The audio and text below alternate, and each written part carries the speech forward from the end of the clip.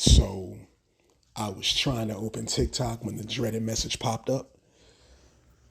This app is no longer available in your country. I froze. Like, dang, they really did it. It felt like the end of an era. The app that had been my creative playground, my connection to an amazing community, and it was gone. Just like that.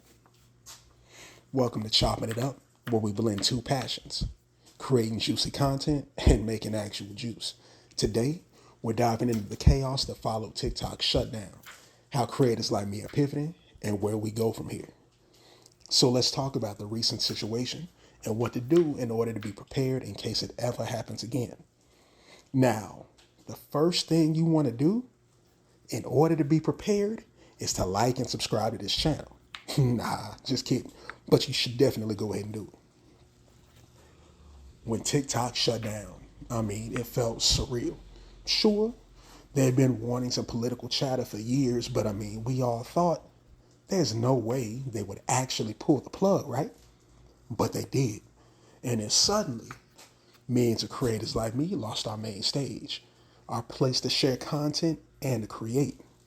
What hit even harder was the loss of community. It wasn't just about the content, it was about the people, the connections, and the impact that we had on each other's lives. When news of TikTok shutdown went public, creators didn't really waste any time searching for the next big thing. Almost immediately, everyone started flocking to Lemonade. It was kind of hyped as the new TikTok. It had a fresh aesthetic vibe, and it seemed like the perfect refuge for displaced creators. But as it turns out, Lemonade wasn't safe either. Being a subsidiary of TikTok, along with CapCut, which we just got back today, it shut down too. Suddenly, felt like all of us were back to square one.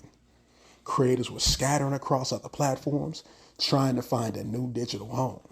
Scoops, a short form video app that's been around for years, had been buzzing with creativity, offering a familiar vibe for creators and audiences alike. Of course, you had people coming into YouTube in droves, but the biggest boom was with Red Note.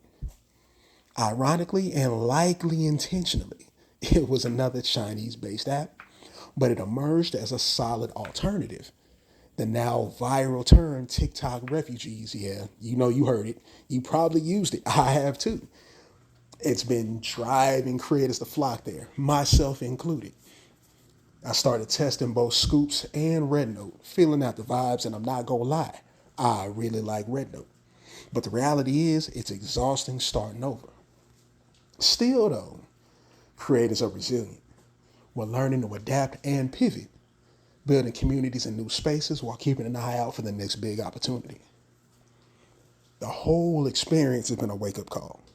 And if there's any one thing that you take from this video, let it be this: start an email list today. When a platform goes down, you lose more than just your account. You lose your audience, your reach, and your ability to monetize. Without an email list, you're essentially building a community on borrowed land. Social media platforms are great for exposure, but you don't own them. An email list, however, is something that's entirely yours. It's your direct line to the people who support you, no matter where you are or what platform you're on. Think about it. When TikTok shut down, how did you tell your creators where to find? How did you tell your followers where to find you?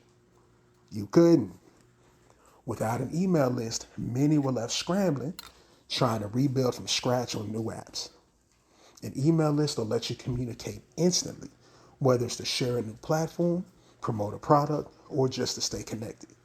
It's a safety net for your creative business. Email also has a higher engagement rate compared to social media. While algorithms decide who sees your content on platforms, your emails, they go directly to the inbox. And there's free tools like MailChimp and ConvertKit that make one easy to set up. And remember, your email list doesn't have to be fancy. Just start with a simple sign-up form and offer something valuable like exclusive content or behind-the-scene footage or something in return for their email address. Another thing that this should have taught us: is the danger of putting all of your eggs in one basket. Don't be married to one platform because they ain't loyal to you, no matter how big or how successful you are. Platforms can change their policies, their algorithms, or just disappear altogether. That's why it's critical to have your content on multiple platforms, whether it's YouTube, Instagram, Facebook, Red Note, Scoops, whatever else. The more places you show up, the more opportunities you have to connect with people. Think of it like you're diversifying your creative portfolio. Just like with investments, you don't put everything into one stock. That's risky. However, spreading your content across multiple platforms, that not only protects your work, but it also expands your reach. Some people may prefer Instagram's visual aesthetic. Other people prefer YouTube's in-depth videos or Facebook's group dynamics. But by being present on multiple platforms, you meet your audience where they are instead of expecting or waiting for them to find you. To make this more manageable, there's tools like Buffer, Hootsuite, Canva, a bunch of different tools to help you streamline your workflow so you can post on multiple apps. Just remember, consistency is the key. So whether you're posting daily, weekly, or bi-weekly, you'll have a plan to help you maintain momentum and engagement. Now, there's other retention options as well. You can create a private community. You've got platforms like Discord or Patreon that give you control over your audience. A private Discord server lets you interact with your community in real time. It offers chats, QA sessions, and exclusive content. Patreon can add a monetization layer where followers can support you financially while gaining access to premium content. Another thing to think about is SMS marketing. While email is definitely powerful, SMS is an even more direct way to reach your audience. I mean, people check their phones constantly. So sending updates, links, or promotions via text can be highly effective. And there's services like Klaviyo or Postscript that make this pretty easy to set up.